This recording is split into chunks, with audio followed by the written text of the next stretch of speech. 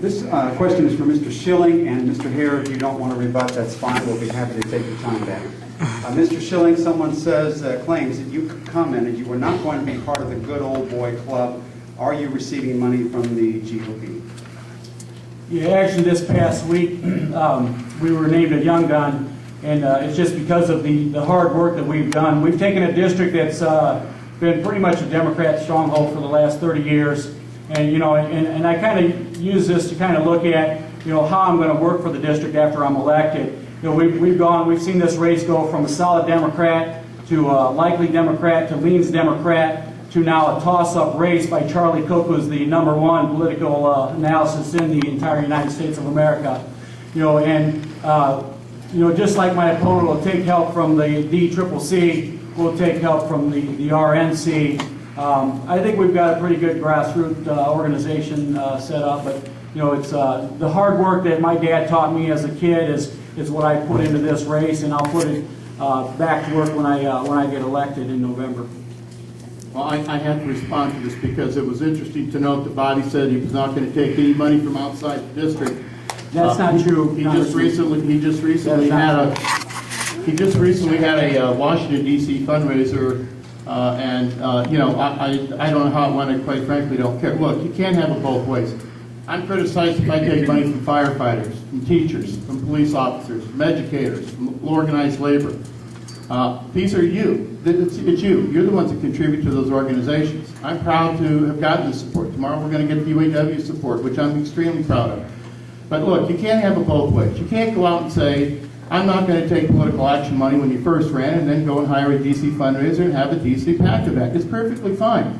But the flip-flops, I'm getting dizzy here because I don't know which Bobby Schilling is running for Congress. The Bobby Schilling that said he wouldn't take political action money? That's not true, Congressman. Or the Bobby Schilling that said that he wasn't going to take money from outside the district. By the way, when you loaned yourself $10,000 that you don't live in the district, I think you broke the promise right away.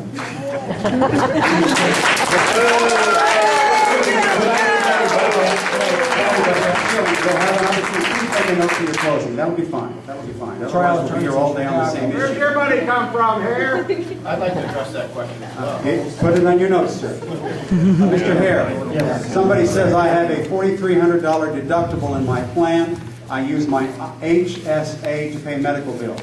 My understanding is this will no longer be available to me under the health care bill. If so, why not? Absolutely not. Health savings accounts are continued to be available under the bill. If you have private insurance or a health savings account, you keep it. 85% of Americans have HSAs or have private insurance through their employers or through their own pockets. What this is meant is for the 30 million people that don't have any insurance. And by the way, for those people who are in HSAs and who have their own private insurance, your premiums go about $130 every month simply to pay for people who don't have health insurance. So by giving health insurance, and not giving it, by selling health insurance to people, you're going to be able to do this. By the way, you can sell insurance across state lines. And I will just tell you, again, I go back to this fundamental thing. For 85% of Americans who currently have health care, nothing changes. Hopefully your premiums will go down to 130 when we get the 30 million people insured if they decide to go into the plan.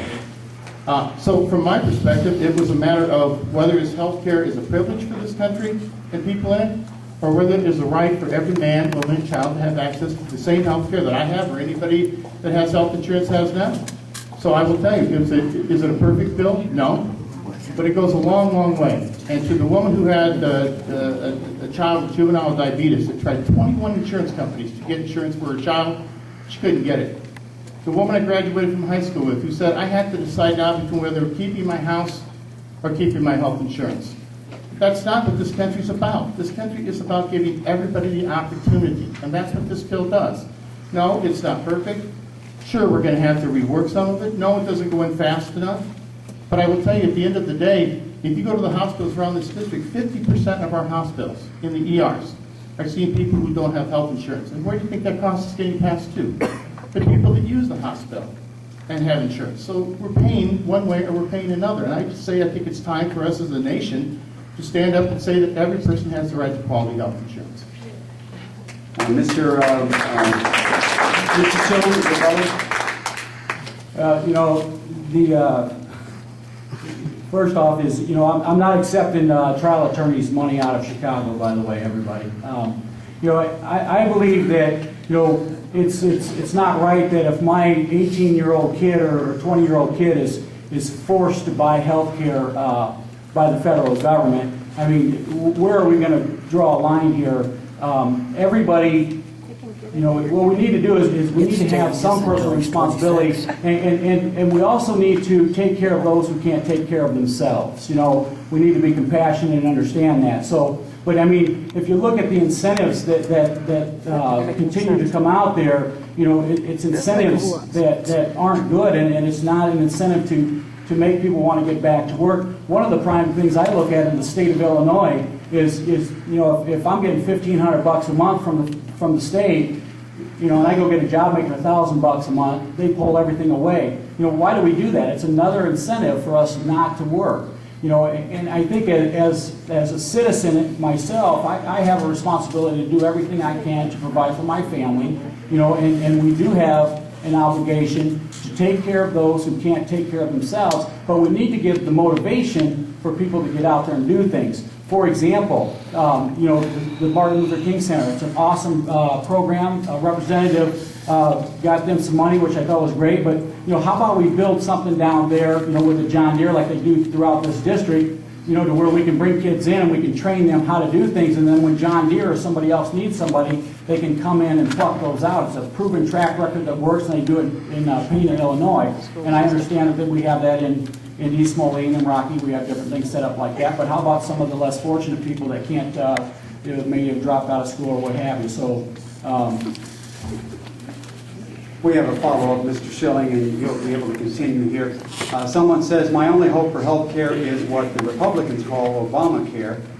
What can you do to make it better, or why can't you make it better, rather than allegedly voting it out?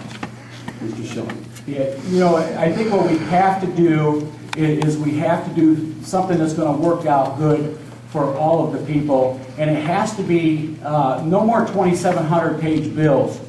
What we need to do is we need to have members, and it needs to be something that's focused on health care reform, that's going to address the problem or the problems. And like I said earlier, you know, there are some good things in the bill, you know, carrying over, but we need to address the health care issue in a transparent form, not 2,700 pages that no one has read. You know, some people have read them 3 times supposedly, but you know, that's a serious issue. You know, our founding fathers did not set this up for what's going on today. They did not set it up to have 2,000 to 3,000 to 4,000 page bills to go through that nobody is reading. No one knows what's in there. We've got to get back to the basics and read the bills, put bills in. If we got to put something through that's 2,700 pages or 5,000 pages, well, you know what? What we're going to do when we're elected to Congress is we're going to pass a bill that every bill that comes to the House floor needs to be read in its entirety, and in order for you to vote, you're going to need to be present for the entire reading. We're not going to give it Wow. I think I heard the term 2,700 pages mentioned. Let me give you some different numbers. Every day in this country, 36 young kids are going to be diagnosed with cancer. Every day in this country, people are losing their jobs and losing their health care. Every day in this country, thousands of people are dying because they don't have health insurance. The issue, Bobby, is not that how big the bill is. If you should have taken the time to read the 2,700 pages if you're that upset with it. But the real reality here is, whether it's 27 or 270,000, are we going to stand up as a nation and say that health care is a right for every American or not? Now, complain about the size of the bill, and let me tell you, that's an interesting concept, because the House will probably never be able to, you'll be there till 3 o'clock in the morning trying to go through the naming of a post office if you're reading every bill. But the fact of the matter is, the length of the bill is not the problem. The problem is we are hemorrhaging, and it's costing this country billions of dollars, and we're losing thousands of people every year in this country because they don't have access to quality health care. That is far more important, in my opinion, than 2,700 pages of the bill. All right, we're going to let the voices for a moment. Mr. Bashore, someone says that claims that your party, not the recession, has caused our fiscal mess in Illinois. If you are not part of the problem, what legislation have you done for your district